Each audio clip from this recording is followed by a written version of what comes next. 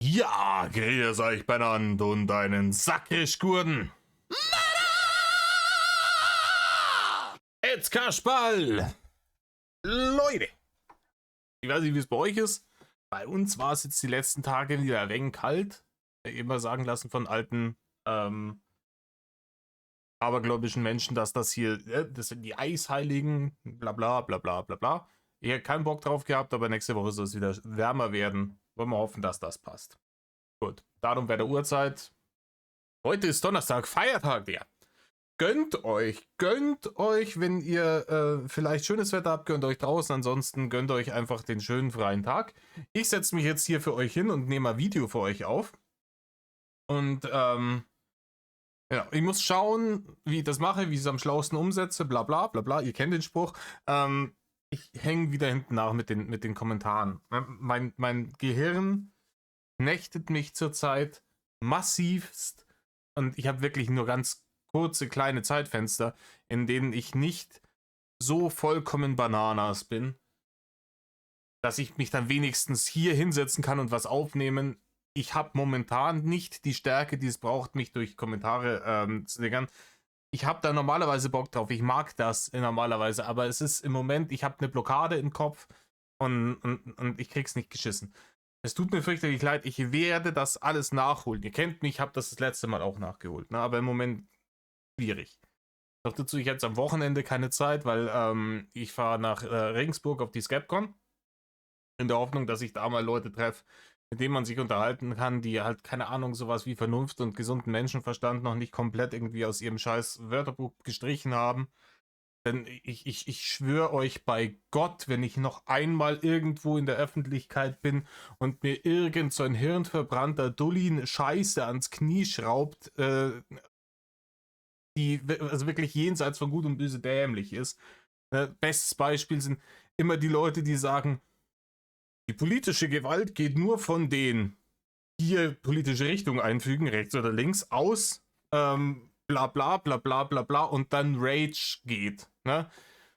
Äh, ich weiß nicht genau, was dahinter steckt, ob die Leute wirklich entweder wirklich ideologisch so dämlich sind, ähm, oder ob die auch einfach das nehmen als Ausrede dafür, weil sie selber Bock auf Gewalt haben und auf Eskalation.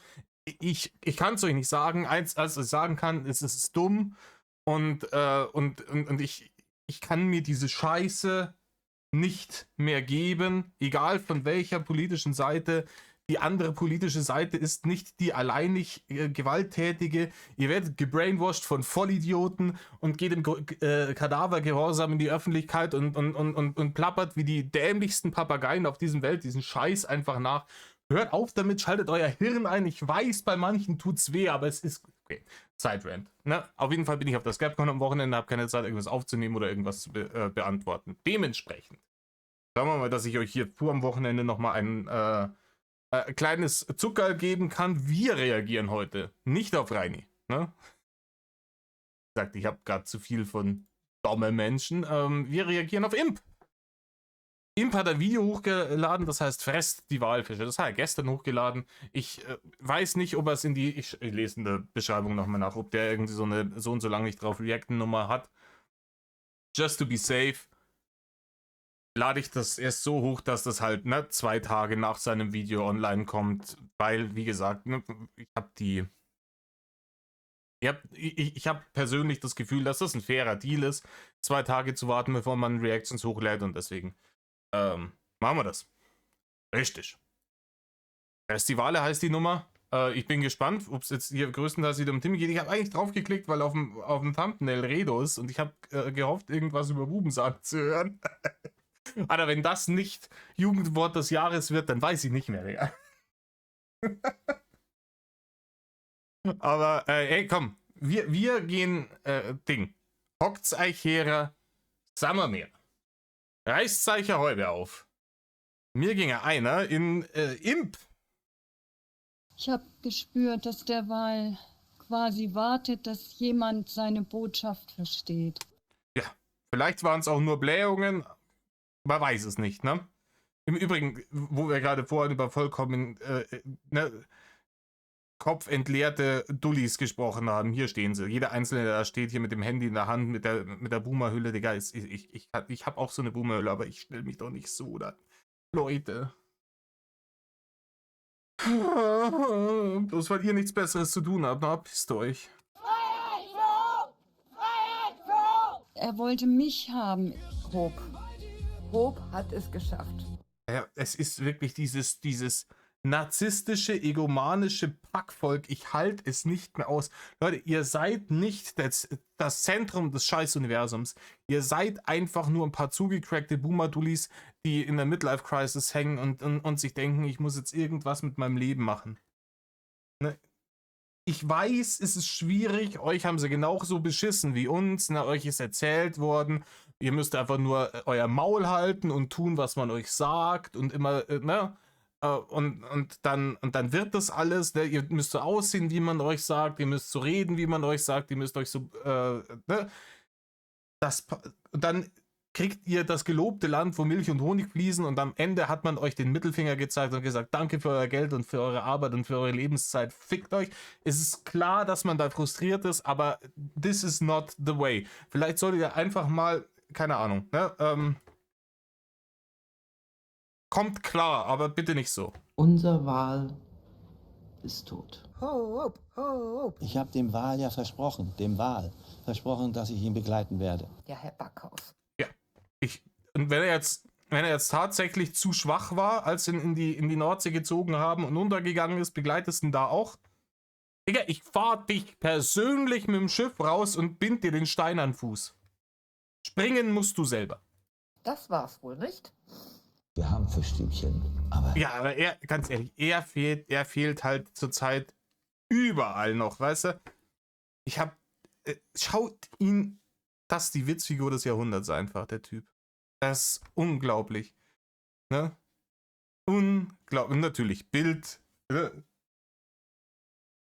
Für Leute mit 5 Cent Verstand und einem IQ höher als die scheiß Raumtemperatur stellt die Bild höchstens als Notfallklopapier. Ich weiß, hunderttausende Leute und unter meiner Audience werden auch Leute sein, die sie lesen, ob sie es zugeben oder nicht.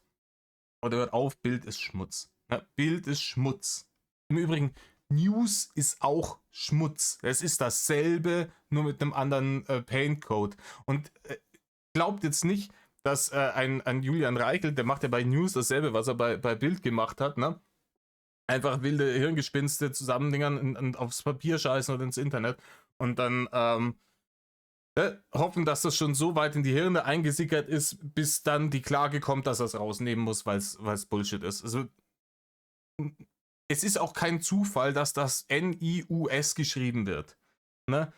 Das ist auch nicht irgendwie so ein smarter Move. Haha, schaut's mal, ja, wie lustig wir sind so selbstironisch. Das haben die so benannt, weil die genau gewusst haben, dass die Majorität ihrer Zielgruppe so dermaßen bescheuert ist, dass sie nicht mal das Wort News, das englische Wort für Nachrichten, richtig aussprechen oder schreiben können.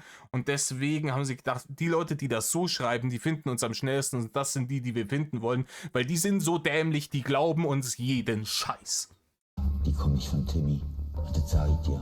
In die Regierung! Freiheit für Hope! Sorry, ich bin zurzeit ein bisschen angemettet. Ich bin hart am Ragen zurzeit über alles. Ich halte die Dummheit der Menschheit nicht mehr aus, ganz ehrlich. Wie gesagt, meine erste Blutentnahme bei einem Wal. Ist das nicht ein Widerspruch in sich?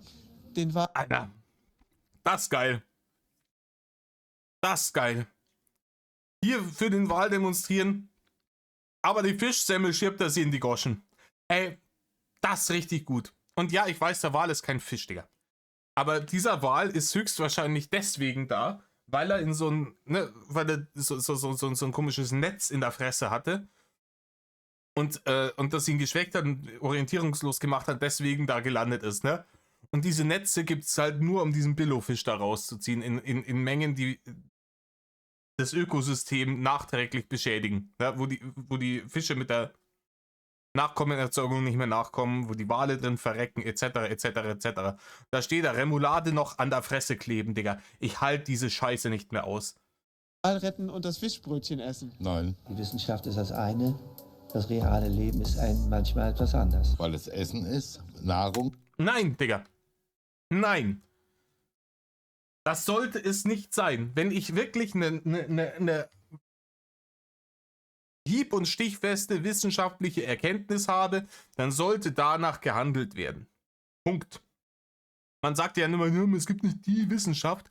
Ja, aber es ist das Beste, was wir haben. Alles andere ist Hail Mary und Dulli und Aberglaube. Ne?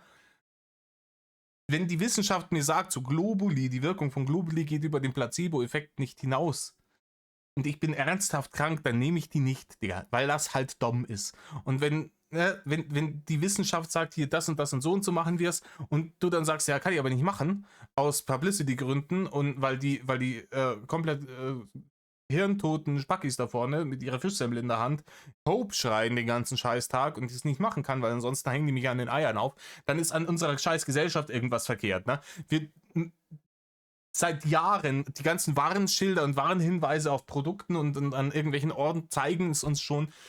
Wir haben als Spezies angefangen, uns an den komplett dämlichsten zu orientieren und alles so zu machen, dass für die am geilsten ist, weil die eine große Kundengruppe darstellen. Weil die will man sich nicht verprellen, denen will man weiter die Kohle aus der Tasche ziehen. Deswegen macht man es denen so bequem wie möglich. Man muss halt bei die dummen Leute auch irgendwann nochmal zurücklassen, wenn es halt brennt. Dann muss man sagen, dann hier, Leute, ich weiß, ihr habt alle irgendwie als Kind bei der Geburt wahrscheinlich ein bisschen zu wenig Sauerstoff bekommen. Ist alles gut, ne? Ist kein Shame, so. Ihr seid halt vielleicht ein wenig dumm. Und dementsprechend hören wir jetzt nicht auf euch, sondern wir hören auf die Leute, die irgendwas studiert haben, die irgendwas auf dem Kasten haben und ihr habt keine Ahnung. Also verpisst euch jetzt bitte, weil ihr geht uns im Weg um. Tschüss. Und den Wal würde ich nicht essen. Jetzt reicht's aber mal. Dinger, die liegen da unten zum Verkauf. Der Wal soll gerettet werden. Das eine hat mit dem anderen nichts zu tun. Nee, hat überhaupt nichts zu tun. Ja. Die krasse Überfischung unserer Meere, diesen ganzen Netz und dem Scheiß, hat damit überhaupt nichts zu tun, dass die Viecher reihenweise sterben.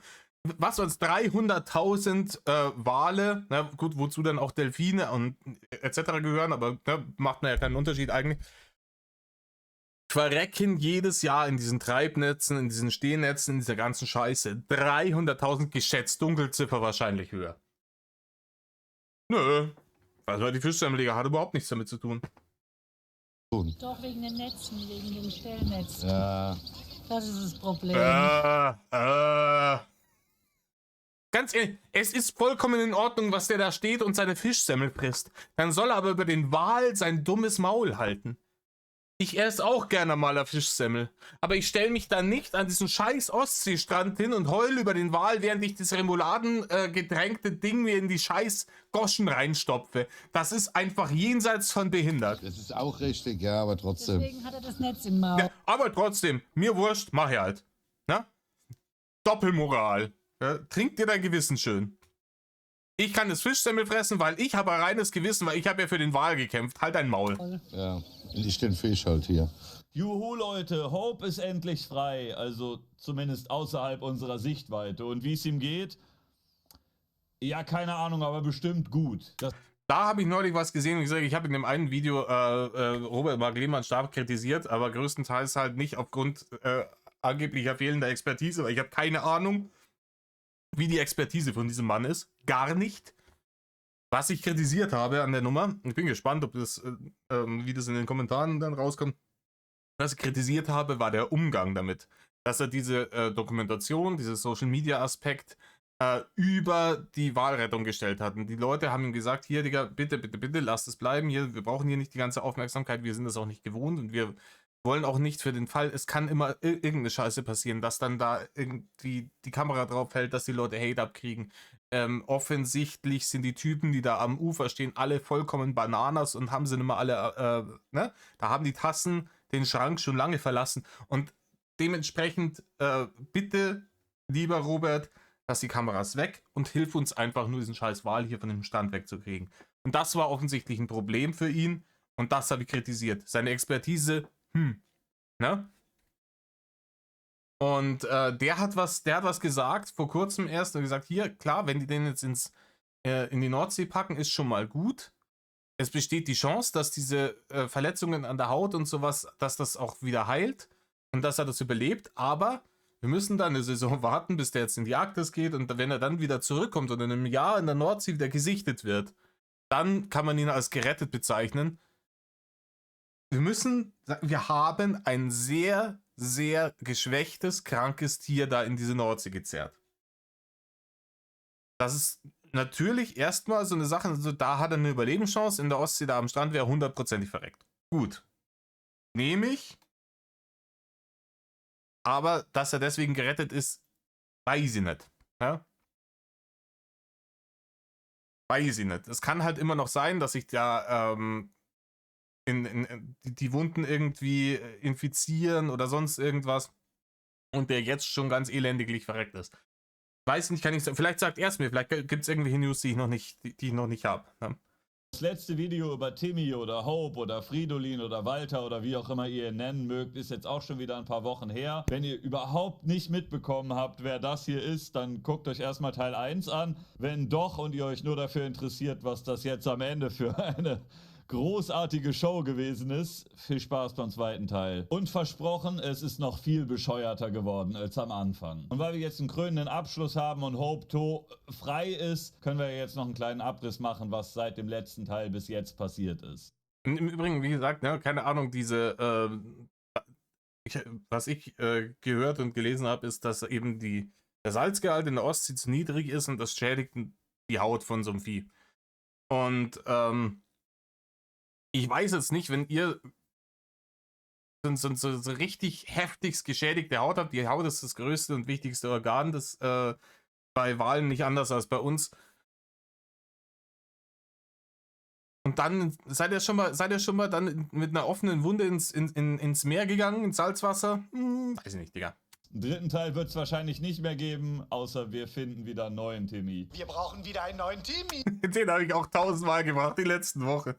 Großartige Serie. Es gab seitdem nicht nur weitere Rettungsversuche und TikTok-Videos mit KI-Musik, inzwischen gibt es auch jede Menge neue Infos, verrückte Akteure und Verschwörungstheorien rund um das ganze Waldrama. Da schrei mit drauf, let's go. Die wildesten Entwicklungen um den Wal in der Ostsee ranken sich um die Menschen, die um ihn herum in Erscheinung getreten sind. Über Walter Gunst, den Mediamarkt-Mitgründer, und seine Kumpanin Karin Walter-Mommert, Rennpferdzüchterin, haben wir uns ja schon im letzten Video unterhalten. Die haben ja jetzt eine private Rettungsinitiative finanziert, mit der Hope mutmaßlich endlich befreit wurde. Das ist auch wieder ein schöner Ablasshandel. Richtig dick Kohle scheffeln, indem man die Leute verarscht und seine Mitarbeiter nicht ordentlich bezahlt und jedes Kapitalismus-Endgame-DLC so richtig grindet. Ne? Scheißegal, wer dafür über die Klinge springen muss. Wir sind jetzt jemand und wir haben jetzt Kohle. Und jetzt, wo es gegen Ende zugeht, da hat man dann Angst, dass man für die Scheiße dann vielleicht irgendwo mal büßen muss und dann, Ablasshandel. Und dann stellt man sich vor, dass man dann, ich weiß nicht, wahrscheinlich sind es Christen, dass man dann vor Petrus steht und die sagen, hey, Digga, du hast aber, also christlich war das jetzt nicht, ne? Du hättest damals in dieser Szene, wo Jesus da diese Händler aus dem Tempel geschmissen hat, eher für die Händler gecheert, Digga, gib uns was. Und er sagt, ja, ich habe aber hier den Wal, ne? Den habe ich in die Nordsee schleppen lassen. Und er ist, du bist ja praktischer Heiliger, einwandfrei, kommst rein, hier ist Nektar, Ambrosia, nee, das war was anderes. Manna, was gibt's denn im christlichen Himmel? Wurscht. Es gibt aber noch ein paar andere Akteure, die man sich mal angucken kann, bevor wir uns danach den ganzen Schwurbel um den Wal und schließlich das aktuelle Outcome der ganzen Misere angucken. Let's go. Digga, das Video fängt jetzt an. Ich habe schon 20 Minuten geschwallt. Sorry, Leute. Nach wie vor im Game ist SPD-Minister Backhaus. der uns Backhaus! Alter, im Game, Digga. Ist jetzt Timmy-Game. Also aus Drachen-Game wurde jetzt Wahl-Game, oder was? schon im letzten Video erzählt hat, dass das eine der schwersten Entscheidungen ist, die er in seinen 28 Jahren als Minister treffen musste. Ungefähr 12 Tonnen schwer übrigens, ist ein eher dünner Wal. Backhaus bietet sich weiter der Free Hope Community an und geht sogar persönlich den Wal besuchen, um selbst Wasser über ihn zu gießen, denn... Ich habe dem Wal ja versprochen, dem Wal. Ja, ey, das ist dieses klassische Prinzip von Politikern die Hände schütteln und Babys auf die Stirn busseln und sowas und dann schön dabei fotografieren lassen, Digga. Komm, verpiss dich. Versprochen, dass ich ihn begleiten werde. So. Außerdem hat er stolz berichtet, der Wal würde mit 2,5 Kilo Makrelen gefüttert, um ihn Ja, das war geil, ja? Wenn du 15 Tonnen Wal bist, 2,5 Kilo Makrelen. Ja, das ist so ungefähr wie wenn ihr irgendwo festsitzt und es kommt irgendwie einmal am Tag ein netter Mann vorbei und bringt euch so einen Tuck-Cracker, Digga. dazu zu animieren, selbstständig loszuschwimmen. Das ist richtig. Einmal wurden ihm eben aus einer Tüte Makrelen vor das Maul geworfen. Er scheint es auch gefressen zu haben. Info dazu, ein Buckelwal kann bis zu 2 Tonnen am Tag essen. Da sind 2,5 Kilo jetzt nicht so viel. Aus menschlicher Sicht wäre das so ungefähr, als würdet ihr einen halben Teelöffel Reis bekommen. Ey, aber besser ein halber Ey, mein Vergleich mit dem Tuck-Cracker gefällt mir besser. Löffel als gar kein Löffel, oder? Danke dafür, Alblali. Den habe ich nicht kommen sehen, den habe ich nicht kommen sehen. Fragt sich nur, wie man 2,5 Kilo Makrelen fängt. Ob man das vielleicht auch wieder mit einem Netz macht, was dann zu Beifang- oder Geisternetzen führen könnte. Herr Backhaus hat sich einen Taucheranzug angezogen und dann hat er die alle persönlich mit der Hand, hat er die Makrelen genommen. Ja, komm, er muss ja nicht mit der Hand. Wir können ihm ja so einen kleinen, ne, Cache oder sowas, ne, können wir ihm ja geben. Und eine Angel.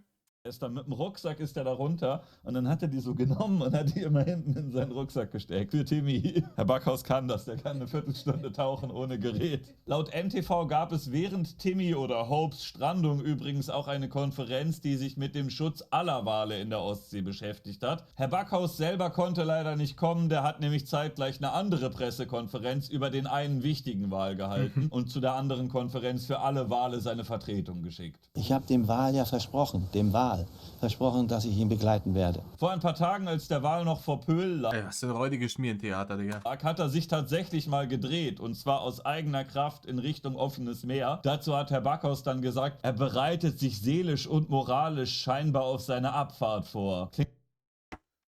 Hat er das gesagt, oder?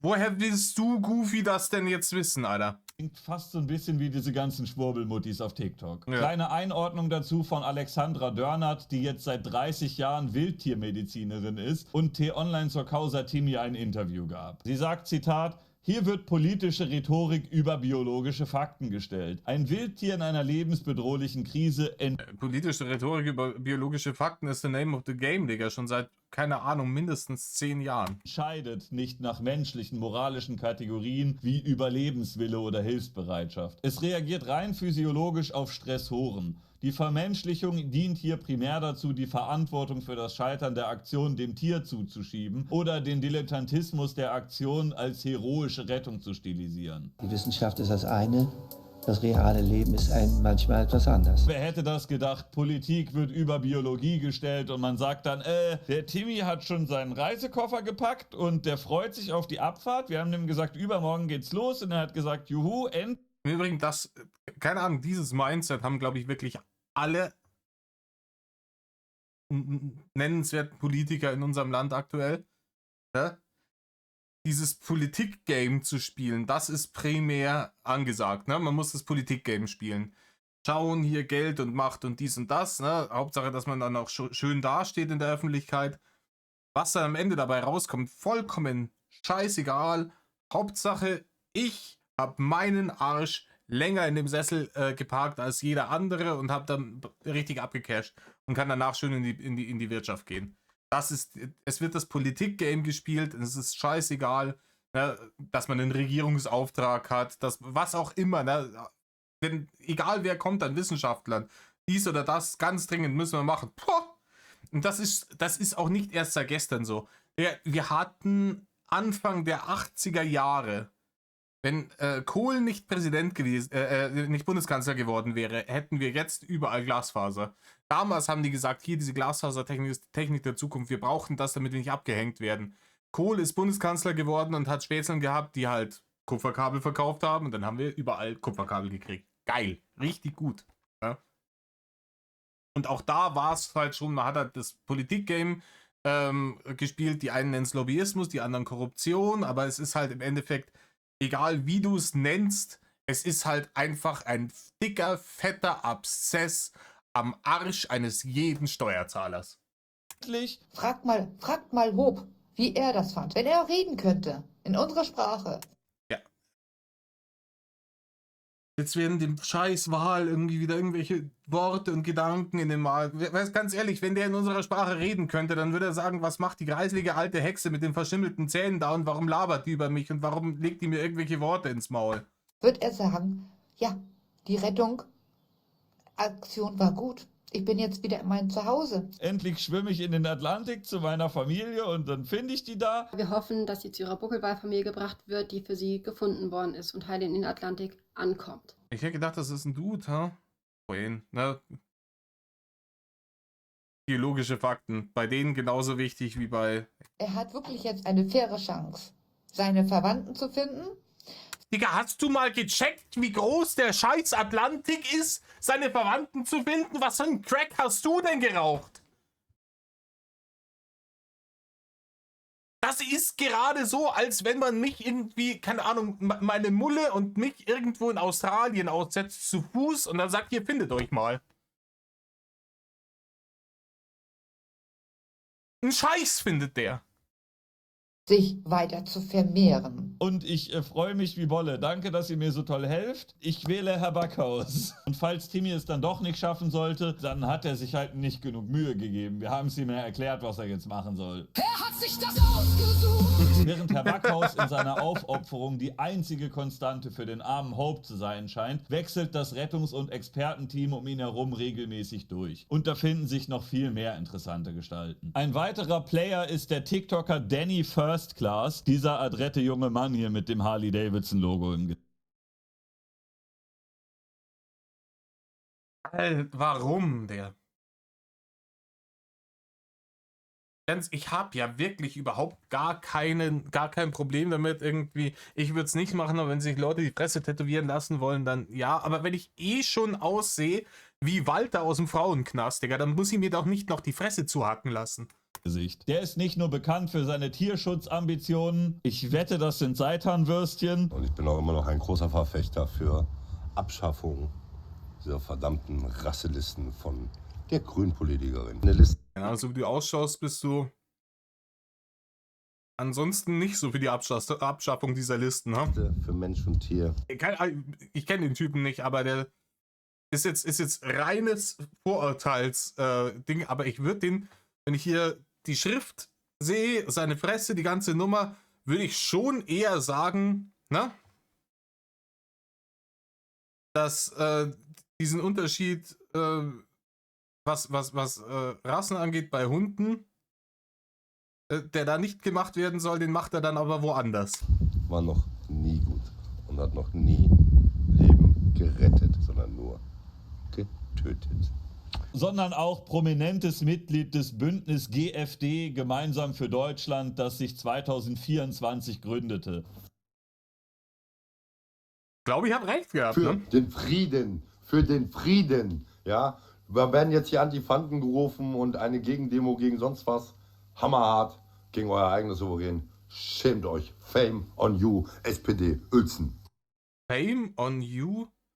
Den Rest habe ich nicht verstanden. Ist hier, keine Ahnung, der kleine Nihilist würde sagen, Friedhof der Nuscheltiere. Fame on you. Da sammeln sich jede Menge Querfrontler, Reichsbürger, Querdenker, Impfgegner und so weiter. Danny ist allerdings selber kürzlich dort ausgetreten. Ich werde mich hiermit nochmal offiziell bedanken für die tolle Zeit, die ich mit euch hatte. Der Gemeinsam für Deutschland-Bewegung wünsche ich persönlich alles Gute.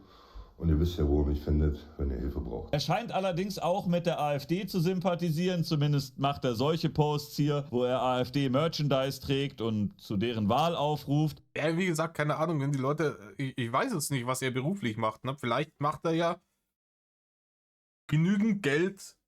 Ne? Vielleicht kriegt er ja seine 500.000 bis 1 Mille im Jahr aufs Konto, dass er von der AfD-Politik tatsächlich auch persönlich profitieren würde. Dann gut for him.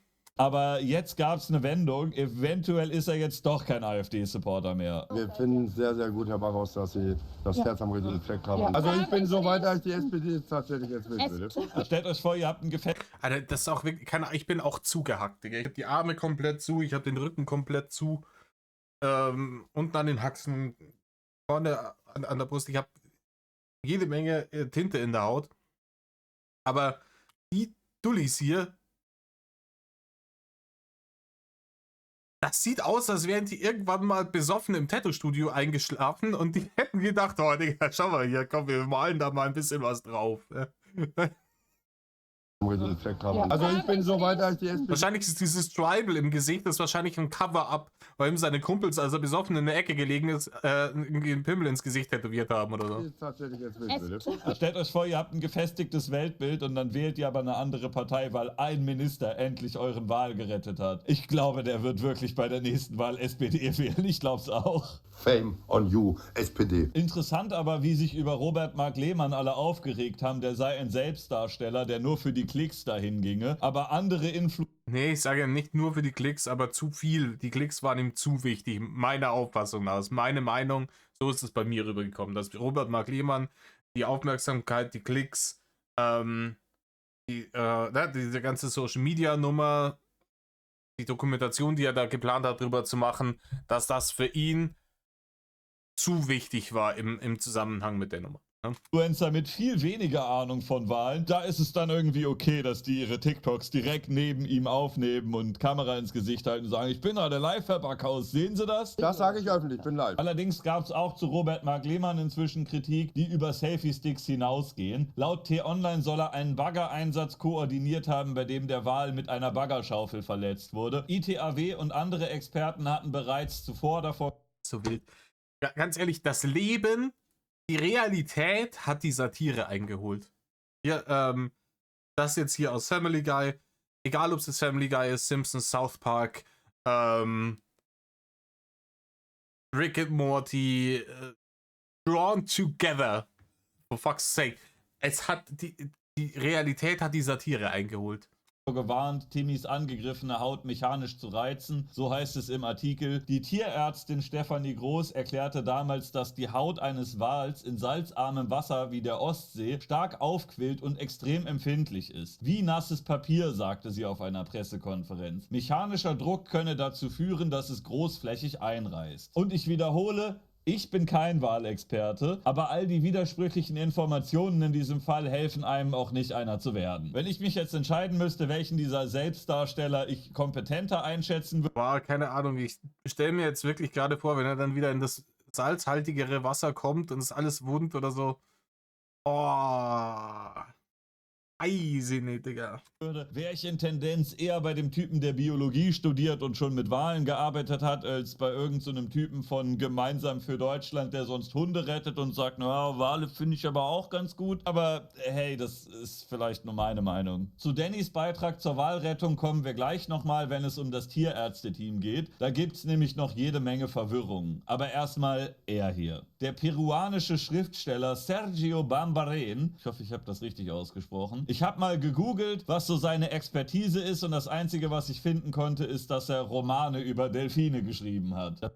Ja, keine Ahnung. Er hat auch die Filmchen über die Delfine gedreht, die Reini so gesehen hat, aber ich glaube, Romane über Delfine schreiben macht ihn jetzt nicht zum super krassen Experten. Das ist ja fast so, als würde man einen Kinderbuchautor zum FBI-Director machen. Oh, wait. Naja, immerhin hatte Timmy Glück und es ist noch nicht Maxim Neuss dort gewesen, um ihm ein Liedchen zu singen. Der ist ja sonst immer schnell dabei, wenn es irgendwo Katastrophe... Stimmt, gibt's den eigentlich noch? Ist der noch View Now? Das ist auch so ein wilder Dude einfach. Das ist auch wirklich maximal unangenehm. Alles an dem ist maximal unangenehm. Und vor allem dieses... Immer wenn irgendwo eine Tragödie war, das war wirklich über Jahre hinweg, irgendeine Tragödie, irgendwas Schlimmes ist passiert. Ey, nicht einmal 12 Stunden später Maxim Neuss irgendein Song inklusive Musikvideo. Der muss irgendwie an Speed Dial seine Crew für diese Scheiße gehabt haben und so, oh, hier sind schon wieder Leute gestorben, Digga. In 5 Minuten stehe ich bei dir vor der Bude, pack die Kamera ein, wir fahren in irgendein Randbezirk von Neuss, irgendwie was ein bisschen nach Lost Place aussieht oder ein bisschen nach Ghetto und dann machen wir hier nach Schema F zusammengebastelt einen Schmalz-Song draus und let's fucking go. Und dann wird er schön sofort rausgeknechtet, solange das Schmieden, solange das Eisen noch heiß ist. Ofen gibt, aber das musste das arme Tier immerhin nicht ertragen. Bring mich zurück ans Meer. Die eigentlichen Stars eines solchen Rettungsteams sollten natürlich eigentlich Tierärzte sein. Hier gibt es allerdings die meiste Fluktuation und den häufigsten Wechsel. Gehen wir mal chronologisch durch. Die erste Tierärztin des Rettungsteams war... Also entweder sind die dann wirklich alle inkompetent gewesen, die sie da geholt haben als Tierärzte, wenn sie ganz viele davon hatten. Oder die haben halt Dinge gesagt, die ihnen nicht gefallen. Ne? Da, wo sie dann hier die wissenschaftliche Realität und die politische Wille dann wieder ein bisschen widersprochen hat. Dr. Jenna Wallace, die extra aus Hawaii eingeflogen worden war. Die hat den Einsatz allerdings nach wenigen Tagen abgebrochen und ist wieder nach Hause geflogen. To be fully transparent, the main reason is weil sie ihren Job nicht verlieren kann. Okay, ich weiß nicht, also wo die da arbeitet auf Hawaii. Ich weiß nur, dass da kein Bier gibt. Leute, ich kann mir wirklich gut vorstellen, wenn wirklich richtige Experten da eingeflogen kommen und sich diese Shitshow da anschauen mit den Dullis, die am Strand stehen, mit vollkommen überforderten, inkompetenten Politikern, die gesagt haben, hier, keine Ahnung, richtige Welt und so, Realität, da habe ich schon lange, bin ich schon lange ausgecheckt, so ich lebe nur noch im Politik-Game, Corporate Bullshit Talk und alles so framen, dass ich dann nachher als der große Held dastehe. Weiß ich nicht, Digga, dass die dann daherkommen und sagt, ihr seid alle Coco Banana, ich verpiss mich wieder. because I cannot lose my job. And the second reason is I cannot be held accountable or risk my veterinary license for individuals' mistakes. I cannot have the death of that animal on me. Das ist ja interessant. Die Tierärztin befürchtet, ihre Approbation zu verlieren, wenn ihr Name mit dieser Walrettung assoziiert wird und beziffert das an genau 2 Leuten, deren Expertenstatus ich hier gerade auch schon zur Debatte gestellt habe. Two complete, ridiculous people that belong nowhere in this mission. The Denny First Class, and then the author Sergio, the Whale Whisperer. Die Expertin aus Hawaii labert jetzt hier über Danny First Class, den gesichtszugehackten Prollo von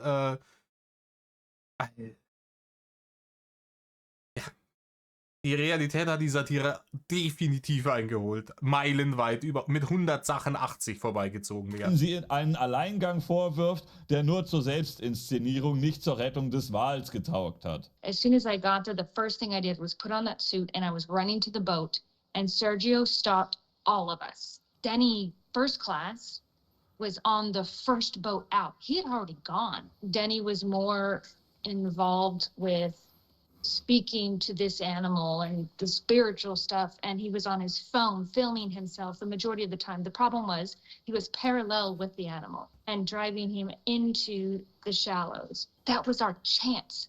That was our chance. And both of those two people, for clicks, likes, and to sell stupid books, that was our golden opportunity. Tja. Wie gesagt, ich habe es euch vorher schon mal gesagt, wem ich glaube. Ja, renommierte Wissenschaftlerin auf der einen Seite, gesichtszugehackter Nazi-Prollo auf der anderen Seite. Weiß ich nicht, Digga, ne? Herzlichen Dank auch. Dann brauchen wir wohl eine neue Tierärztin. Janine Bar van Gemmert, Veterinärmedizinerin aus Föhr. Die war bei der Hope-Community besonders beliebt, weil sie von Anfang an mit vollem Einsatz bei der Rettung dabei war und auch tatsächliche Expertise im Umgang mit großen Wassertieren hat. Sie leitet nämlich nicht nur ein Robbenzentrum, sondern auch eine eigene Tierarztpraxis und Tierauffangstation. Jetzt nicht direkt für Wale, aber immerhin. Ich hätte dann noch... Ja, Tierauffangstation für Wale, das wäre auch weird irgendwie. Sieht die aus? Einen anderen Experten vorzuschlagen, der sich auch mit großen Wassertieren auskennt. Ganz ehrlich, ich hätte fast damit gerechnet, dass der aufschlägt, Alter, das wäre es gewesen. Das wäre das glorreichste Drachen-Comeback gewesen, dass man sich vorstellt, das hätte ich definitiv nicht auf meiner scheiß Bingo-Karte für 2026 gehabt. Aber wie genial wäre das gewesen? Reini dann da dort, ein Tickety-Tockety hier mit seinem Survival-Phone oder was er da hatte, das Aukitel des Gurde. Und dann dahin filmen, oh, hier ist Edzardler der Wal. Schaut's euch an. Aber da muss man das Blasloch immer bewachen. Aufmerksamen Zuschauern ist sicher auch... Ja, komm, das Blasloch, ne? Von dem Wal, der spannt das nicht. Ne? Aufgefallen, dass ich gesagt habe, sie war bei der Community besonders beliebt. Das liegt daran, dass sie während des Rettungseinsatzes einen Schlaganfall hatte. Sie lebt noch, aber war dann erstmal im Koma und ist jetzt langsam wieder aufgewacht, aber... Es ist halt, es tut mir wirklich leid für die Frau, aber ich glaube, wenn ich unter diesen Gestalten da länger wie 2 Tage verbringen hätte müssen, ohne wirklich heftige Substanzen, hätte ich da auch einen Schlaganfall gekriegt wahrscheinlich. Ist jedenfalls nicht weiter am Rettungseinsatz beteiligt. Nach dem gesundheitsbedingten Ausscheiden von Frau Baar van Gemmert erscheint aber sofort eine Ersatzspielerin am Horizont. Dr. Kirsten Tönjes. Die heißt nicht wie der Wurstproduzent, Digga. Das kannst du dir doch alles nicht mehr aus... Leute, ich bin in der fucking Truman Show. Das ist nicht mehr normal. Die heißt wie der scheiß Wursttyp mit der Gammelwurst. Echt jetzt? Es ist unfassbar. Wo sind die scheiß Kameras, Digga? Wer von euch sitzt gerade vorm Fernseher und schaut mir zu, wie ich apeshit gehe? Wo? Das kann die Realität doch jetzt nicht mehr sein, bitte. Dr. Tönjes. Die hat's Nitritpökelsalz schon mitgebracht, so damit die Walsalami schön rot bleibt, Digga.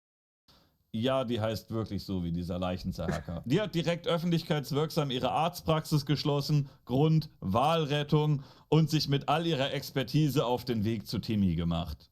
Alter, wenn ich mit meiner kranken Katze bei der vor der Tür stehen würde, oder was hat die, eine normale Tierarztpraxis, oder? Also mit irgendeinem kranken Viech bei der vor der Tür stehen würde. Und da steht, wir haben zu wegen Walrettung, will ich in den scheiß Puff abfackeln. Alter, was soll die Scheiße? Gegenüber Bild.de gibt sie zu, wenig Erfahrung mit Wahlen zu haben. Ja, dann halt dein dummes Maul und verpiss dich! Aber es ist ja, keine Ahnung, es ist ja offensichtlich keiner von den Leuten, die da die großen Experten sind, die da dort waren, um den Wal zu retten, den er angeblich so wichtig war. Keiner von denen hat irgendeine Ahnung von Wahlen, Wahlrettung, Wahlmedizin oder sonst irgendwas. Jeder von denen pumpt sich einfach nur den Kopf mit noch mehr Luft auf und kommt dann hin, ich bin der Großkopf, was der Depp von allen, jetzt hört mir bitte zu und macht, was ich sage, weil ich habe den Selfie-Stick in der Hand. Brennt euch der Hut. Es ist so unfassbar. Und wenn man dann irgendwann sagt, hier können wir vielleicht das arme Tier irgendwie, ne, nicht noch weiter quälen, dann sind wir, nee. Dafür aber etwa mit Wildtieren. Sie habe auch keine Angst davor, einem Wal eine Spritze zu geben. Der Unterschied zwischen Maus und Mensch ist größer als zwischen Pferd und Wal. Ja, aber für Mäuse und Menschen sind vernünftigerweise ja auch unterschiedliche Mediziner zuständig. Ich habe dazu mal eine sehr kluge Fischbiologin meines Vertrauens befragt und sie sagt, dass es schon eher ein schwieriges Unterfangen ist, einem Buckelwal eine Spritze zu geben, und eine schnelle Google-Suche verifiziert das. Ja, kann ich mir vorstellen, weil ich nehme mal an, dass die Haut von so einem Buckelwal sehr dick ist. Wahrscheinlich noch dicker, wenn wir vorhin gehört haben, dass sie durch das geringe Salz in der Ostsee aufgequollen ist. Man überlegt jetzt im Expertenkreis, also auch mit dem Deutschen Meeresmuseum. Wenn ich gerade gehört habe, wer da alles dort ist und jetzt höre ich jetzt das Wort Expertenkreis, dann muss ich an der Aussage auch wirklich massive Zweifel anmelden, oder? Wenn das der Experte ist, jetzt der Experten sitzen hier, der Minister, boah, keine Ahnung, was ich hier tun soll. Der Wal hat keine Lobby und deswegen steht hier niemand hinter mir mit einem Koffer voll Geld, der mir sagt, was ich zu machen habe. Und dem zugehackten Dulli und der Alten, die im Neoprenanzug da reingesprungen ist, um dem Wal was vorzusingen. Ist das der Expertenkreis? Ja, dann können wir es auch bleiben lassen, Digga. Mit dem Umweltministerium, mit den Tierexperten zusammen, ob man dem Wal vielleicht eine Spritze mit Medizin geben kann. Doch da bräuchte man Unmengen an... Er fragt doch Donald Trump, der sagt euch dann, dass er den Wal vielleicht ein bisschen Chlor oder Desinfektionsmittel spritzen soll, dann wird er schon wieder. Ich sag's euch, die Menschheit ist komplett lost, wir sind guckt einfach nur, es ist Feierabend auf dieser Welt. Medizin und eine riesige Spritze, die hat man aktuell gar nicht. Jetzt mal nur so ein laienhafter Vergleich. Das ist die Körperoberfläche eines Pferdes. Man sieht ungefähr, wo die Adern sein könnten. Das ist die Haut von Timmy. Viel Glück, dem eine Spritze zu geben. Und zwar haben wir heute gehört, dass Timmy versucht wurde, heute Blut abzunehmen tatsächlich. Das hat heute nicht geklappt. Sie haben wohl mehrfach in den Wal reingestochen. Warum wir jetzt das Blut gestern nicht bekommen haben, es ist wie gesagt meine erste Blutentnahme bei einem Wal. Frau Tönnies war Ja. Hey, vielleicht halt mal, keine Ahnung, die Walbiologin, Expertin aus Hawaii, nicht vergrault, hier mit diesem Gruselkabinett an Vollpfosten, die da umeinander pimmeln, sondern hätte auf die gehört, dann wäre die da gewesen, die hätte vielleicht das Equipment und das Know-how gehabt, diesem Scheiß wie tatsächliches Scheiß Blut abzunehmen, Digga. letztendlich auch diejenige, die Timmys Transport in die Nordsee begleitet hat. Oder zumindest dabei sein wollte. Dazu gibt es natürlich auch noch ein Update. Die tatsächlichen Experten vom ETAW, deutschen... Keine Ahnung, wo ist Hancock, wenn man ihn braucht? Wenn er einfach nimmt und wieder rauswirft. Meeresmuseum und so weiter, die uns ja hier... Achso, stimmt, ne? Hancock ist nicht mehr. Da wollten sie einen zweiten Teil drehen, aber da hat ihnen Will Smith ein bisschen Strich durch die Rechnung gemacht, ne? auch schon mehrmals begegnet sind, halten die Überlebenschancen des Wals übrigens auch nach Verbringung in die Nordsee weiterhin für nahezu aussichtslos. Ja, hier, Herr Minister, Sie haben gesagt, Sie folgen dem Wal überall hin, bitte sehr. Ich kann mir das wirklich vorstellen, du bist mit einer komplett gereizten, offenen Haut. Und dann wirst du einfach ins hohe Wasser gezogen, ins Meer und da reingeschmissen. Bitte sehr. Viel Spaß. So viele extravagante Selbstdarsteller die Bühne betreten und die Gefühle so überkochen, bildet sich natürlich auch perfekter Nährboden für alle Arten von Verschwörungstheorien. Wir gucken uns einfach mal ein paar davon an. Jetzt wird's richtig funny. Geil. Ich hoffe, dass das ein kurzer Part wird, weil ansonsten sitze ich hier noch 2 Stunden. Verschwörungstheorien abranten ist eins meiner liebsten Hobbys. Ihr erinnert euch doch sicher noch an diese Dame aus dem letzten Video. Ja. Wie könnte ich sie vergessen, Alter? Die sieht aus wie direkt meine Albträume entsprungen. Bitte, Mädchen, nimm diese scheiß Filter da raus. Alter, die sieht aus wie ein Teletubby mit einem Sonnenbrand in der Fresse. Was ist los? Sie hatte ja die Theorie aufgestellt, Hope sei ein Weibchen. Und nicht nur das. Eine Dame hat hier bei TikTok gepostet, da haben wir alle nicht drüber nachgedacht, da hätten wir vielleicht uns auch mal... Ich check das nicht, warum diese Leute diese TikTok-Filter immer benutzen. Du siehst immer wie ein Freak aus damit. Du siehst immer aus wie ein Freak und man sieht es, dass TikTok deine Fresse hier modelliert. ...ein bisschen belesen sollen, dass Hope kein Männchen ist, sondern ein Weibchen. Und sie hält sich deswegen bei uns auf, weil sie vermutlich trächtig ist. Und wenn das stimmen sollte, hat Herr Backhaus 2 Wale auf den Gewissen, das Baby und sie. Und ja, komm, das ist doch jetzt auch wieder einfach nur clickbaitige Ragebait-Scheiße, die irgendjemand ins Internet pimmelt. Ja, was, wenn der Wal schwanger ist? Und alle Leute springen drauf an. Das ist auch wieder das Bild-Zeitungsklientel, ja. Ne, irgendwo steht ein Clickbait, was, wenn der Wal schwanger ist? Das sehen sie im Vorbeilaufen, hoffentlich nur im Vorbeilaufen, kaufen dieses Schmutzblatt nicht. Auf der Bild-Zeitungsschlagzeile und dann, oh, und dann wird nach Hause gegangen, dann wird es als Fakt jedem aufs Butterbrot geschmiert. Oh, der Wal ist schwanger, Digga, das ist noch viel schlimmer, Alter. Oh, Rage! Ja. Auch wenn nie ein Experte das je in Betracht gezogen hat, es war nämlich von Anfang an klar, dass es sich hier um einen Bullen handelt, gab es trotzdem bei T-Online ein öffentliches Statement mit der Headline, der Wal hat keinen Uterus. Das ist wirklich sehr diplomatisch formuliert, da auch für unsere Biologie verneinenden Freunde aus der Vogue-Bubble, ja. Oder diese Frau, die von einer Fähre gesprungen ist, um zum Wal zu schwimmen. Ja, ich bin zum Wal geschwommen, weil dem geht es eigentlich sehr gut. Es wird immer behauptet, dass es stirbt überhaupt. Ich bin zum Wal geschwommen. Mehr brauchst du auch nicht mehr.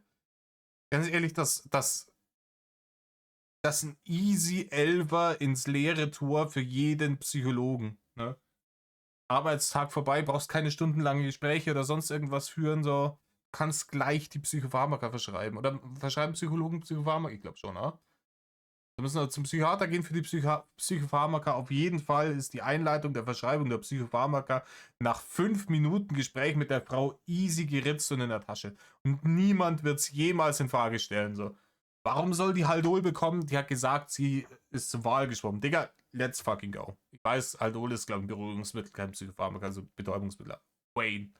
Hauptsache, die schwimmt nicht mehr zu dem Scheißwal. Nicht. Dem geht's topfit eigentlich. Wir kämpfen und wir haben keine Angst mehr. Wir werden jetzt frei, wir Menschen. Wir haben keine Angst mehr, ja, vor der Regierung. Das ist Ihr müsst euch das einmal vorstellen, keine Ahnung. Also man könnte, wenn man mit dem System unzufrieden ist und sagt hier die Regierung, alles scheiße und so. Man könnte sich sagen, okay, nee, ich informiere mich jetzt, Digga, ich schaue jetzt nach, was es so gibt. Es gibt Parteien da draußen, die nicht so viel Aufmerksamkeit kriegen, die auch noch nicht so korrumpiert sind von dieser ganzen Korruptionsscheiße in unserem System und wo vielleicht auch noch Leute da sind, wirklich so mit richtigen Idealen, die das Wort Diener des Volkes, ne, den Begriff Diener des Volkes noch ernst nehmen und wirklich was verändern wollen zum Besseren, und zwar nicht nur für sich, sondern für alle Leute. Aber diese Leute haben halt keine Stimme, weil die einfach mit Geld unterdrückt werden. Aber man könnte ja tatsächlich einfach, hier was die Verschwörungstheorien auch immer sagen, informier dich mal, sich informieren, was es an Alternativen da draußen gibt. Und es gibt, keine Ahnung, ich habe mir neulich das Wahlprogramm von den Humanisten durchgelesen. Ich bin sehr, sehr, sehr positiv angetan davon gewesen, wenn die das ernst meinen, was da drin steht. Ich werde mir auf jeden Fall das weiter im Auge behalten. Aber nein, ne? Das alles Hokuspokus, dafür müsste man auch lesen können, Digga. Lesen ist ein Hater und das ist alles nein. Man will hier mit dem ganzen Geld und so, man hat sich halt schnell noch auf Amazon mit Expresslieferung so einen scheiß Schwimmweste und Neoprenanzug bestellt. Ja? Wir haben keine Angst mehr vor dem ganzen Geld. Wir verstehen die Shit-so-Scheiße, die hier gerade abläuft. Und dann hat man sich das angezogen, ist hier wahrscheinlich, ich nehme an, so wie die ausgeschaut hat, wahrscheinlich hat die ganzes Leben noch nicht gearbeitet, irgendeinen reichen Typen geheiratet, früher war man alternativ, der hat irgendwie, ne? Klischees. Und reine Spekulatius. Dann wird da hingemeddelt und schön dann einen auf Aktivismus gemacht. Ja? Und danach gehen wir wieder nach Hause.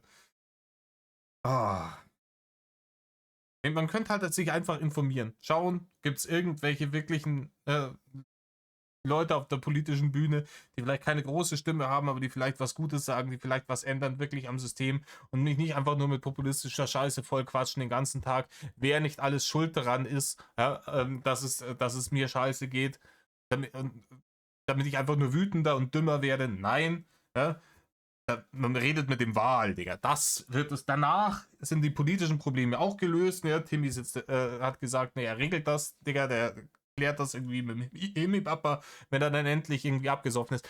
Habt ihr den Schuss nicht gehört, Leute? Habt ihr den Schuss nicht gehört? Das ist vollkommen wirrer Bullshit.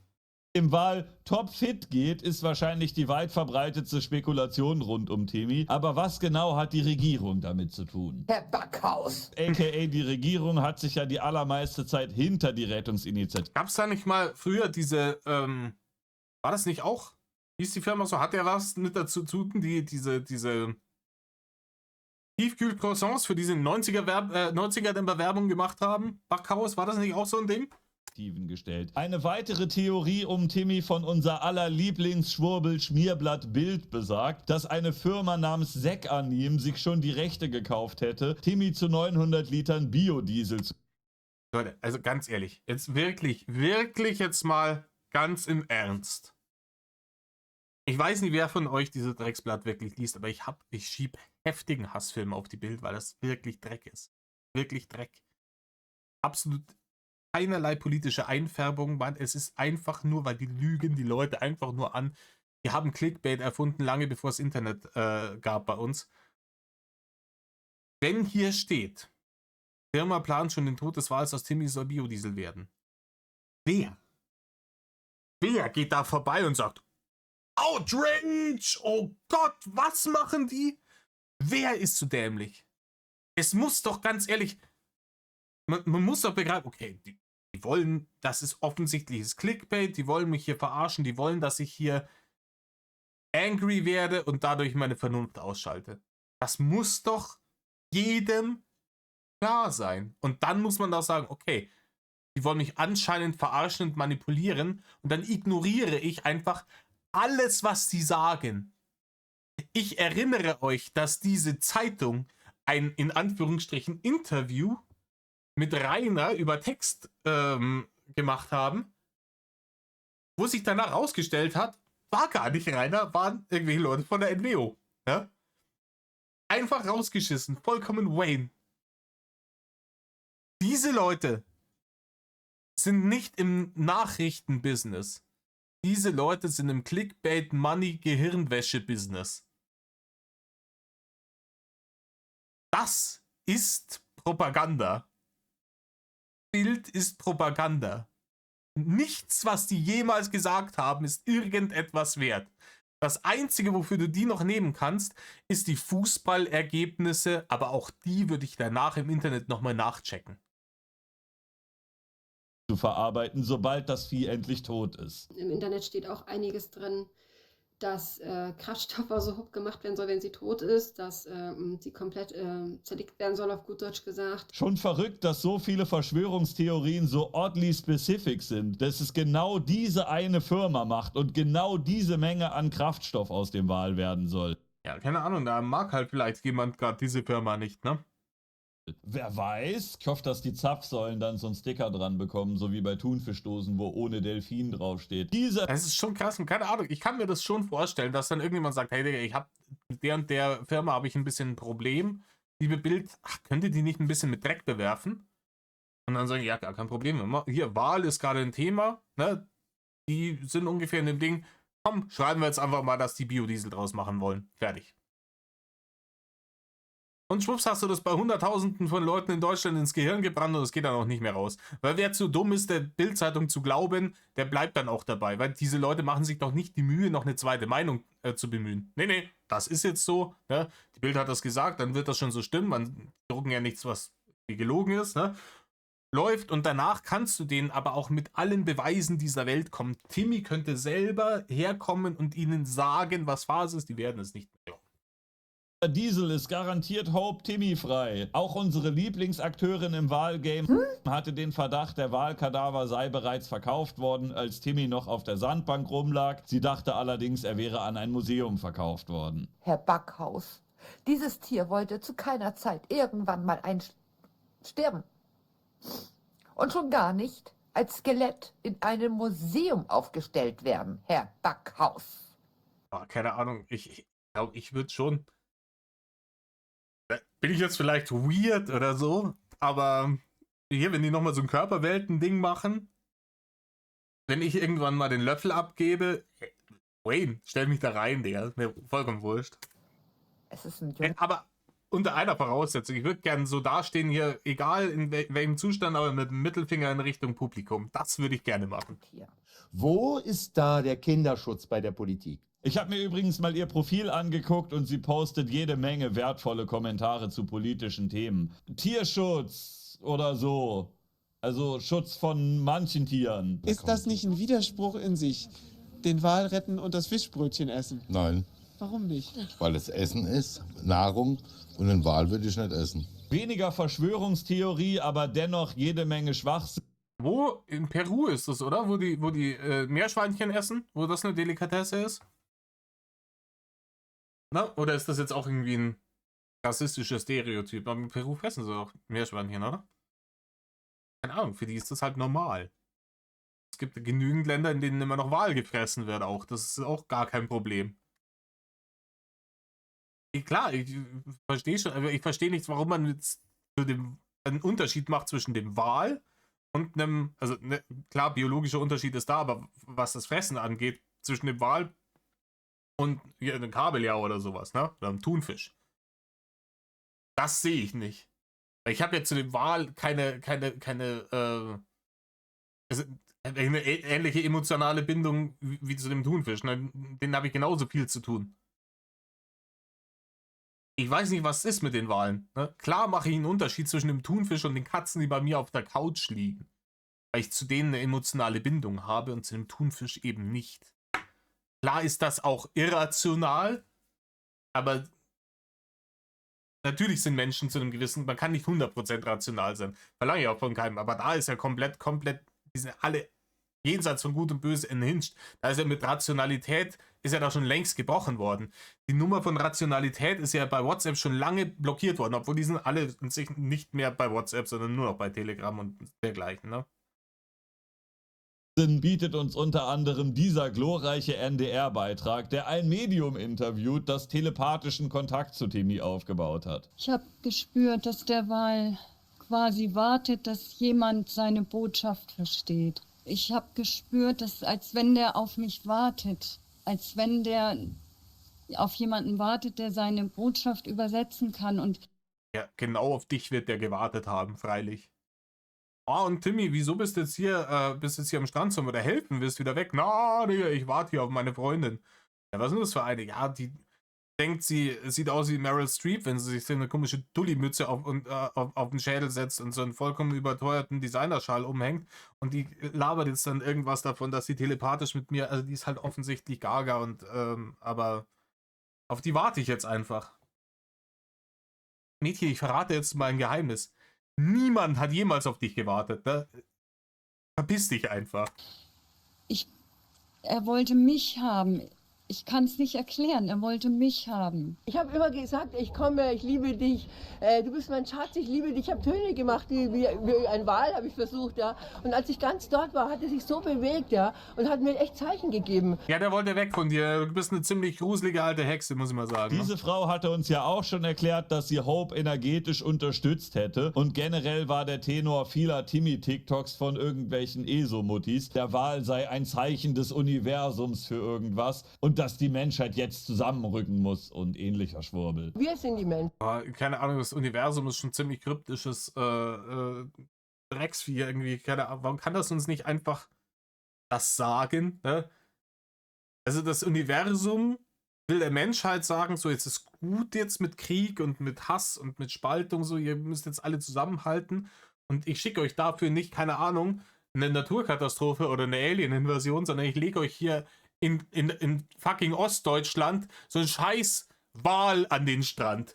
Das ist, wie ich euch als Universum sage, dass ihr zusammenrücken sollt. Sag mal, hackt's? Wir haben Macht. Wir sind nicht dumm und klein. Wir haben Macht. Weiß nicht, Digga. Da können wir wieder diskutieren. Wir haben Liebe, ja. Die Kommentare. Ich hab die Macht. Ihr habt nicht die Macht. Ich sag's euch, das ganze Scheißland ist mit Leuten, die so geistige Fehlzünder wie Rainer sind. Das ganze Scheißland ist damit überflutet. Der einzige Grund, warum uns das bis heute noch nicht so krass aufgefallen ist, ist, dass wir einfach erst nur seit kurzem TikTok haben. Es ist unfassbar, wie viel Brunz dumme Menschen auf dieser Welt sind. Es ist unfassbar. Unter dem NDR-Beitrag sind übrigens genau wie zu erwarten war. Gehässig, arrogant, Lügenpresse, you get the vibe. Aber wie läuft's denn jetzt beim Wal? Oh. Die Hope Soap. Der Timmy-Krimi, Digga. Wie geht er aus? Ja, und gespannt, ob sie jetzt hier die andere alte ESO-Psychotussi nochmal bringen. Die meinte, man muss zu Hause nur in die Kloschüssel singen, weil da Wasser drin ist. Das geht dann schon weiter und hilft dann Timmy irgendwie.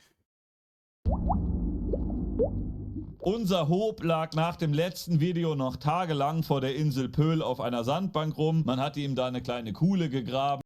Da lag er dann bäuchlings drin, damit er erstens nicht ertrinkt und zweitens sich nicht selbst zerquetscht. Um ihn rum wurden Big Bags aufgebaut, also solche schweren Sandsäcke hier, als Barriere, damit er nicht weiter ins flache Wasser rutscht. Und regelmäßig kamen Leute, um ihn zu bewässern, mit Zinksalbe einzucremen und ihn mit feuchten Tüchern zu bedecken, um ihn vor der Sonne zu schützen. Zu den Tüchern auf Timmys Rücken sind die Expertenmeinungen übrigens auch geteilt. Wildtiermedizinerin Alexandra Dörnert sagt T-Online: Ein Wal ist ein Lungenatmer und atmet aktiv. Das Blasloch muss unter allen Umständen frei bleiben. Tücher auf dem Blasloch behindern die Atmung und können im schlimmsten Fall zum Erstickungstod oder zur Aspiration von Wasser führen. Das ist praktisch Wal-Waterboarding, Digga, aber ganz ehrlich, letztes Jahr, vor dieser kompletten Shitshow, hätte ich noch gesagt, okay, die Leute werden ja wohl nicht so dämlich sein und dem die nassen Tücher aufs Blasloch legen, ne? Die Assoziation zu Waterboarding musste ja da sofort kommen. Heute bin ich mir da nicht mehr so sicher. Ich glaube, ich traue es den Leuten zu, dass sie einfach ein nasses Tuch aufs Blasloch legen und sagen, ja, was soll passieren, Digga, was? Ein weiteres Zeichen für die fachliche Unkenntnis der agierenden Personen vor Ort. Ja Mensch, das läuft ja super. Wir retten den Timmy und nebenbei waterboarden wir den einfach ein bisschen aus Versehen. Kann ja mal passieren. Ursprünglich wollte man den Wal ja mit Hilfe zweier Boote transportieren, zwischen denen ein Netz mit Pontons, also solchen Schwimmkörpern hier gespannt werden sollte. Dann sollte der Wal da drin liegen und in den Atlantik kutschiert werden. Auch da hatten Experten schon gewarnt, dass das eine wahnsinnige Stressbelastung für den Wal darstellen würde. Wale verlassen sich nahezu... Ich weiß nicht, ob ihr schon mal dabei wart, wie ein Pferd drauf ist, das im Pferdeanhänger gefahren wurde. Jetzt stellt euch mal das Ganze nochmal vor, nur das Pferd ist jetzt 15 Tonnen schwer und das ist im Wasser mit Wellengang und dergleichen. Na? Komplett auf ihren Hörsinn und die dauerhafte Lärmbelastung durch eine begleitende Schiffsflotte fühlt sich für ihn ungefähr so an, als würde man euch tagelang mit einem Baustrahler ins offene Auge leuchten. Die private Rettungsinitiative von Gunz und Walter Mommert hatte aber einen neuen Plan vorgestellt, der dann auch von Herrn Backhaus genehmigt bzw. geduldet wurde, um es juristisch korrekt zu formulieren. Dafür soll der Wal durch eine eigens... Warum muss ich gerade an diese Easy Street Szene aus The Walking Dead denken, wo sie, wie hieß er nochmal, Daryl in dieser Zelle haben den ganzen Tag mit extrem lauter Dulli-Musik beschallt haben. Grabende Rinne selbstständig in einen Lastkahn schwimmen. Dafür soll laut Tierärztin Tönnies ein Gurt um seinen Körper befestigt werden, der ihn beim Schwimmen unterstützen soll. Die haben gesagt, wir legen da eine Schnur drumrum, wir legen ein Seil drumrum und ziehen dran, oder? Ist mehr oder weniger das, was da gerade stand. Das ist eine richtig schlaue Idee, glaube ich, wenn die andere gesagt hat, dass die aufgequollene Haut von dem Vieh durch so empfindlich ist, dass sie wie aufgeweichtes Papier reißt bei der geringsten mechanischen Belastung. Das ist richtig gut. Bindest den Gurt rum, ziehst einmal an, dann hast du hier auf der einen Seite Timmy und auf der anderen Seite seine Haut. Ja, und dann auf dem Boot noch hier die Ärzte. Du kannst gehen, aber deine Kopfhaut bleibt hier, oder? Fast forward, beeindruckenderweise hat das sogar geklappt. Oh, der Wal schwimmt allein ins Dock. Ganz allein ins Dock. Das ist Kari, der schwimmt ganz allein ins Dock und bedankt sich. Aber verschiedene Tierschützer sagen, dass eben genau dieses kooperative Verhalten ein Zeichen für seinen schlechten gesundheitlichen Zustand ist. Ich meine, habt ihr mal versucht, eine Katze in eine Transportbox zu kriegen? Eigentlich wehren die sich mit allem, was sie haben. Das ist so wild, ja, keine Ahnung. Das ist halt wirklich, ich bin der festen Überzeugung, ich habe so eine Transportbox, die kannst du halt oben aufmachen, damit geht's ein bisschen besser. Aber ich bin der festen Überzeugung, vor allem bei dem einen Kater, den wir haben, wenn wir den da reintun wollen, dem wachsen 5 weitere Beine. Was ich dann immer so am Rand nochmal abstellen kann. Keine Ahnung, ich komme zu zweit mit 4 Armen nicht mehr hinterher, bis wir den in die scheiß Box reingekriegt haben. Ja. Das heißt, das ist quasi ein großes Boot mit einem Pool in der Mitte, wo der Wal dann quasi floaten kann und sich da ein bisschen bewegen kann wie ein kleines Schiff. Kurz nach Abfahrt zeigte sich allerdings, dass das Schlepperboot namens Robin Hood nicht stark genug ist, um diesen Wal zu ziehen. Ja, das Boot hat einfach nicht die Stärke, die es braucht, Digga. Und man deswegen noch ein weiteres Schiff zur Verstärkung dazu holen muss. Geil! Außerdem weiterer Motor, weitere Schiffsschraube, weitere Lärmbelastung. Da wird er sich gefreut haben. Einmal mit Profis arbeiten. Ganz ehrlich, ich weiß doch, was ich für eine Zugkraft dann für dieses Ding brauche. Ich muss doch wissen, was ich für eine Ich habe doch auch nicht irgendwie so ein, keine Ahnung, 10 Tonnen Anhänger und versuche den dann mit einem Fiat 500 zu ziehen. Dabei ein Boot mit Reportern von News 5, von dem aus ein Livestream gesendet wurde. Und auch hier sagten schon viele Experten, dass der Wal gestresst ist, weil Boote um ihn herumfahren, Helfer und Verrückte zu ihm schwimmen. Ich habe Töne gemacht, wie ein Wal habe ich versucht. Und man irgendwelche Saugbagger und schweres Gerät um ihn ankarrt, was er nicht versteht. Der neue Plan wirkt also irgendwie noch weniger art- oder tiergerecht. Daraufhin wurde auch noch ein Peilsender an Timmy angebracht, damit man diese wichtige Symbolfigur Deutschlands auch weiterhin noch orten kann, wenn er irgendwo im Atlantik schwimmt. Kurz darauf stellte sich dann jedoch heraus, dass dieser Peilsender, naja, nicht wasserdicht war. Na gut, da kann man ja nicht drauf kommen, dass im Atlantik Wasser ist und dass Wale manchmal untertauchen. Das ist unfassbar. Ey, ganz ehrlich, ich komme mir wirklich gerade vor wie in der fucking Truman Show. Ich Ich begreife das nicht. Ich dachte, der geht einfach, der schwimmt halt oben und passt auf. Also, wer hätte denn damit rechnen können? Ging allerdings relativ schnell, dass man dann einen neuen Peilsender befestigt hat, der diesmal sogar ins Wasser darf. Na, immerhin, Herr Backhaus. Mehrere Tage war Timmy dann also mit einem super lauten Konvoi unterwegs Richtung Skagerrak. Allerdings waren die Wetterbedingungen nicht optimal, weshalb immer wieder Stopps eingelegt werden mussten. Am 1. Mai gab es dann nachmittags plötzlich die Meldung, die Barge sei auf offener See ungefähr 70 Kilometer von dem Ort, wo Timmy eigentlich hätte hinfahren sollen, geöffnet worden. Timmy mache aber keine Anstalten, herauszuschwimmen. Und bei Einbruch der Dämmerung wurde der tägliche Livestream von News 5 immer beendet, also gab es das nächste Update erst um 9 Uhr morgens am Folgetag. Und ja klar, 1. Mai, Feiertag. Ja, irgendwann ist auch genug mit Timmy, ne? Timmy-Rettung ist schon wichtig, aber am 1. Mai schön irgendwie im Garten zu sitzen oder auf dem Balkon und mir die Kante zu geben, so irgendwo ist dann auch, ne? Wäre auch nur ein Mensch. Und zwar, Hope ist frei. Verrückterweise hat irgendwie niemand den Moment mitbekommen, wo der... Nur noch 70 Kilometer, bis wir den Wal rauslassen können. Boah, Alter, ich habe jetzt Feierabend. Raus mit dem scheiß Wal, ich muss nach Hause, hier Lindenstraße läuft. Der Wal sich auf die Socken gemacht hat, nachdem man wochenlang jede kleinste Bewegung Ist die Lindenstraße noch? Keine Ahnung. Analysiert hatte, weshalb es auch keine rührenden Bilder von seinem Davonschwimmen gibt. Den Berichten zufolge hat das Team auf dem Schlepper einfach so gegen 9 Uhr festgestellt, dass der Wal plötzlich nicht mehr da ist. Also ist Hope jetzt wohl frei. Experten sind sich nach wie vor einig, dass der Wal zu geschwächt und zu krank ist, um ihn einfach wieder auszuwildern. Die Wahrscheinlichkeit besteht, dass er einfach untergeht und tot ist, sobald er den Lastkahn verlässt, aber man kann es ja mal probieren. Eine andere Möglichkeit ist, dass unser Freund, der ja jetzt bereits 5-mal gestrandet ist, das nächste Mal eher vor Dänemark stranden wird und nicht in der Ostsee. Also kümmern die sich dann wohl um die nächste Rettung. Nö. Dänemark hat nämlich schon öffentlich verlauten lassen, dass sie sich nicht darum kümmern werden, den zu... Die Dänen geben keinen Fick, Alter. Das ist... Oh, Dänemark, wenn der Hope jetzt zu euch kommt und bei euch strandet, was macht ihr dann? Genau gar nichts. Retten und dass sie ihn sterben lassen, wenn er bei ihnen irgendwo liegt. Falls der Wal jetzt also nicht einfach absäuft, ist weiterhin unklar, ob er fit genug ist, sich selbstständig um Nahrungsaufnahme zu kümmern. Ich meine, der ist ja jetzt schon für einen Wal relativ dünn, trotz der 2,5 Kilo Makrelen von Herrn Backhaus. Er wird sterben. Außerdem wurde Timmy wohl auf einer stark befahrenen Schiffsroute rausgeworfen. Fraglich also, ob er zwischen den Hindernissen die richtige Route findet. Keine Ahnung.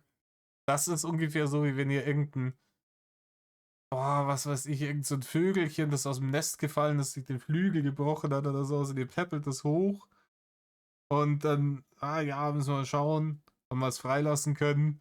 Und dann kommt aber, der Flügel heilt nicht schnell genug und ihr müsst in Urlaub sein. Ja, es passt jetzt schon, also der Vogel kann jetzt schon wieder alleine und dann setzt ihr nicht mal irgendwie irgendwo in einem Baum aus, wo er erstmal seine Ruhe hat oder in einem Busch, ne, wo er auch vielleicht auch ohne fliegen zu können, der rauskommt, der sicher ist, wo irgendwie, nee, sondern setzen ihn einfach auf die scheiß Autobahn, mitten drauf. Viel Spaß, tschüss, ne? Dann kommt der nächste LKW, Patsch. Und du fährst weiter und denkst, wow, ich hab den Vogel gerettet, ich bin so ein guter Mensch. Könnt ihr euch selber einfach mal auf einer Karte angucken. Die Ostsee, da sind die ganzen Häfen von Polen und von den ganzen baltischen Ländern und Südfinnland und Schweden und so weiter. Und die fahren alle durch dieses Stück durch. Da hat man den dann einfach abgesetzt. Das ist quasi, als würde man ein Landtier einfach auf einer Autobahn absetzen und sagen, viel Glück. Aber glücklicherweise haben wir ja einen Peilsender und dann noch einen wasserdichten Peilsender an unsere Symbolfigur Hope angebracht, damit wir sicher sein können, dass er wieder fröhlich mit seiner Familie irgendwo rumschwimmt. Bis jetzt gibt's allerdings keine verifizierten Koordinaten der Peilsender. Karin Walter-Mommert sagt dazu, er hat mal wieder auf Wish bestellt, den scheiß Peilsender, ja. Wir warten nun, dass der Tracker anspringt. Dafür muss er jedoch 10 Sekunden am Stück komplett im Wasser sein und das Netz ist schlecht. Netze sind für die meisten Wale schlecht, aber es hat Deutschland, da ist das Internet auch schlecht. Das ist ein anderes Thema. Vielleicht ist Timmy ja auch einfach immer nur 9 Sekunden unter Wasser und kommt dann schnell wieder hoch und deswegen ist der Peilsender aus die ganze Zeit. Aber ihm geht's prima bestimmt. Inzwischen geht man davon aus, dass dieser Tracker beschädigt ist, aber wir werden es wahrscheinlich nie erfahren, ob... Ja, ich glaube halt einfach, dass der Tracker höchstwahrscheinlich durch nur eine gewisse Tiefe aushält oder nur aus einer gewissen Tiefe noch bis an die Oberfläche senden kann. Und wenn der Timmy hier schwer krank da ausgesetzt wird und untergeht wie ein Stein und ein paar hundert Meter tief irgendwie am Meeresboden liegt, so dann kann der Tracker haben, wie er lustig ist. Ob Timmy glücklich und frei ist oder einfach abgesoffen ist. Es bleibt einfach eine Riesen-Shitshow. Fazit. Das war halt dann Wir haben wohl. also keine Ahnung, ob die medienwirksame Rettungsaktion wirklich auch eine wirksame Rettungsaktion war. Der Wal ist weg und das muss uns als Information ja auch jetzt erstmal reichen. Für TikTok aber Grund genug zum Feiern. Hurra, ho, der Buckelwal ist frei. Auch Tierärztin Tönnies, Die Leute sind alle nicht richtig auf ihre Medikamente eingestellt.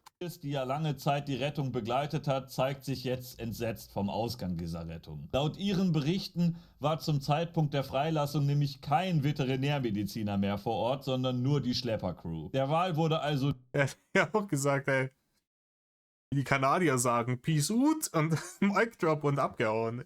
nicht nochmal untersucht und medizinisch versorgt, bevor man ihn von Bord geworfen hat. Geworfen ist natürlich nicht ganz richtig, aber laut Tönnies war die tatsächliche Vorgehensweise genauso wenig tiergerecht. Der Wal sei rückwärts von der Barge gezogen worden, völlig entgegen seiner Natur. Außerdem hätte zwischen Tierärzten, Schiffscrew und Wal ein eher feindseliges Klima geherrscht. Innerhalb der Schleppercrew seien Sätze gefallen wie: Das Mistviech ist jetzt weg. Auch zum Peilsender gibt es aktuelle News. Laut Rettungsinitiative sind zwar keine Ortungsdaten, dafür aber Vitalzeichen übersendet worden. Verschiedene Experten haben diesbezüglich inzwischen ihre Skepsis betont. Ihnen wäre nämlich kein Tracker-Modell bekannt, das Vitalzeichen erfassen könne. Ja, klingt auch vollkommen Bananas. Was glauben die, dass sie dem Timmy so eine Apple Watch umgeschnallt haben, oder was?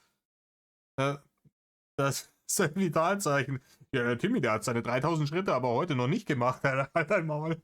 Echte Vitalparameter würden spezielle Sensorik voraussetzen, so das Statement des ITAW. Also man hat ihm quasi einen Peilsender angebaut für GPS-Koordinaten. Er ist weg, Leute fragen, wo ist er jetzt? Und sie sagen, wo er ist, weiß ich nicht, aber er hat Top-Herzschlag. Aber das ist doch ein GPS-Tracker. Ja, der übermittelt, dem geht's sehr gut.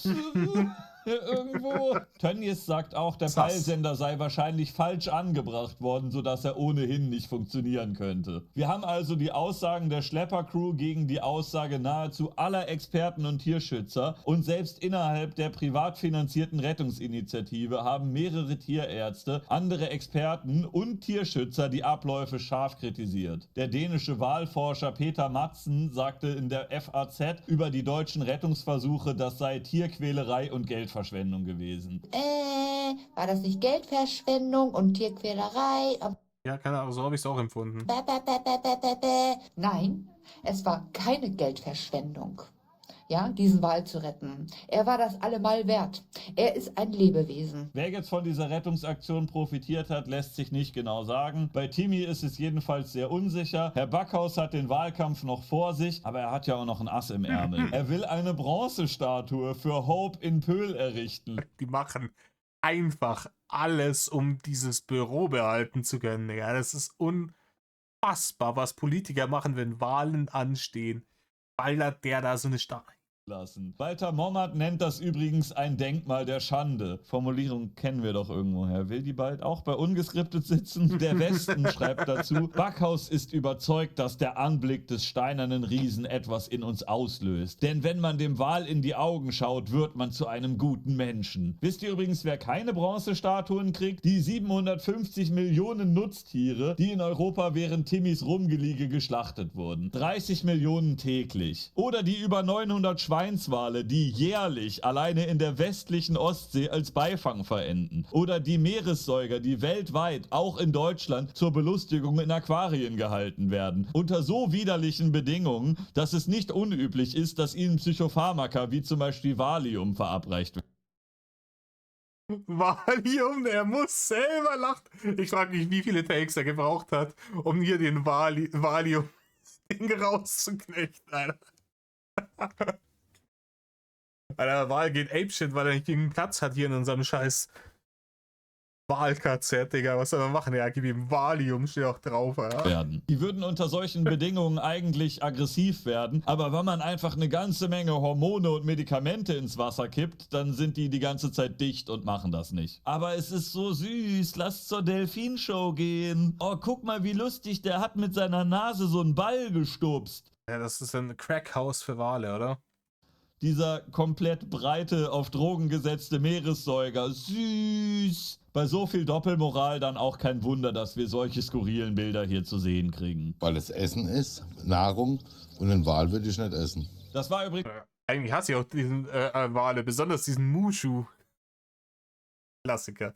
Ja, Futurama geschädigt. Übrigens auch nicht der einzige, die haben auf den Mahnwachen für den Wal selbst Fischbrötchen verkauft. Während der Wal da vor Pöll rumlag, wurde übrigens im Rostocker Ostseestadion der Rekord für das längste Fischbrötchen aufgestellt. Mit 72,37 Meter, übrigens auch deutlich länger als Timmy mit seinen lächerlichen ungefähr 12 Metern. Karin Walter-Mommert hat inzwischen verlauten lassen, Timmys Rettung habe über 1,5 Millionen Euro gekostet. Wie viele Schultoiletten hätte man damit sanieren können? Oder wie vielen armen Leuten hätte man damit was zu essen geben können? Vielleicht keine Fischbrötchen, irgendwas anderes, aber man kann es auch dafür verwenden, um so einen Wal zu bewegen und in den Atlantik zu schmeißen, wo der dann ertrinkt. Ich hätte dem Wal die Rettung natürlich gegönnt, aber angesichts der schlechten Prognosen der Experten ohne Gesichtstattoos und ohne TikTok muss man sich natürlich fragen, ob es hier jemals wirklich um Tierrettung ging. Ich glaube jedenfalls nicht so ganz daran, dass unser Hope morgen seine Familie wiederfindet, auch wenn er jetzt wieder im offenen Meer paddelt. Ich meine, der Atlantik ist auch relativ groß. Der ist größer als Europa. Ob man da jetzt einfach rumschwimmt und die wiederfindet, aber ey, vielleicht packt das ja. Vor allem, man muss halt auch in 3 Dimensionen denken, ne? Der geht ja nicht nur in die Weite, der Atlantik, sondern eben auch in die Tiefe. Das wird jetzt eigentlich in meinem Vergleich mit Australien vom Anfang so, dass du eigentlich auch noch in der Luft theoretisch über Australien bis zur Atmosphäre musst du theoretisch auch noch suchen. Inzwischen gehen aber die allermeisten Experten davon aus, dass Timmy entweder schon tot ist oder nicht mehr lange überleben wird. Aber Hope, wir haben alles versucht, ehrlich. Unser norddeutsches 9/11 ist damit vorerst beendet, aber mal gucken, was das nächste große Thema wird. Das Sommerloch naht, Wahlen stehen an und die Epstein-Files sind irgendwie auch noch nicht ganz vergessen. Ja, das Fußball-WM vergessen. Wir sind immer noch in Deutschland hier. Das nächste Thema, wo die Leute komplett Crash-Out gehen werden, ist die Fußball-WM. Irgendeiner wird irgendwas anhaben, was irgendwem nicht passt. Dann ist Turn-Up angesagt wieder. Oder? Schauen wir mal, was wird. Was wird? Imp ist der Beste. Ja, Imp ist der Beste. Dem ist nichts hinzuzufügen, Leute. Weil, wo sind wir denn? War fast. Ne? 1 Stunde 21:45 sind wir gerade. Sehr gut, aber wir haben durchgezogen. Leute, ja, keine Ahnung. Wie gesagt, Satire-Kanal. Nehmt das alles mit einer Prise Salz. Ich reg mich halt gerne über Dinge auf. Aber hey, ich habe jetzt deutlich bessere Laune eigentlich als vorher. Ich war ziemlich angemettet, als ich das angefangen habe. Inzwischen habe ich mich so ein bisschen selber in so eine Comedy-Laune reingeschwallt und komme jetzt mit einer viel besseren Stimmung aus der Nummer wieder raus und kann jetzt den Rest meines freien Tages genießen. Richtig. Ich hoffe, ihr genießt auch den Rest eures Tages, je nachdem, wann das hier hochgeladen wird. Und tut nicht, was Timmy tut. Medal off.